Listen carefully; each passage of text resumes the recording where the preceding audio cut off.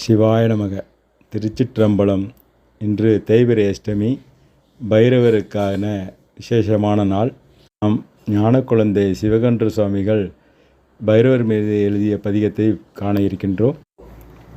நாவிலும் நெஞ்சினுள்ளும் நன்மையே செய்யும் பேர்க்கு காவலாய் என்றும் உள்ளான், கேட்பவர் இல்லை என்று பாவமே செய்வோர் குலங்கள் பட்டுபோய் வீழச் செய்யும் சாவையும் பிறப்பையும் கடந்த சொர்ண பைரவ பிரானை.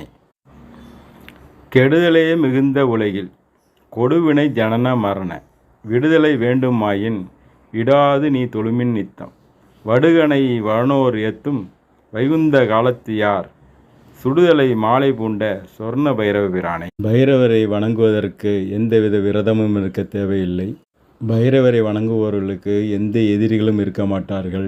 சாயிரச்சையில்தான் அபிஷேகம் செய்ய வேண்டும். அதேபோல் பைரவருக்கு எந்தவித வஸ்திரங்களும் சாத்தக்கூடாது. இதை மனதில் கொள்ள வேண்டும். சிவாய நம.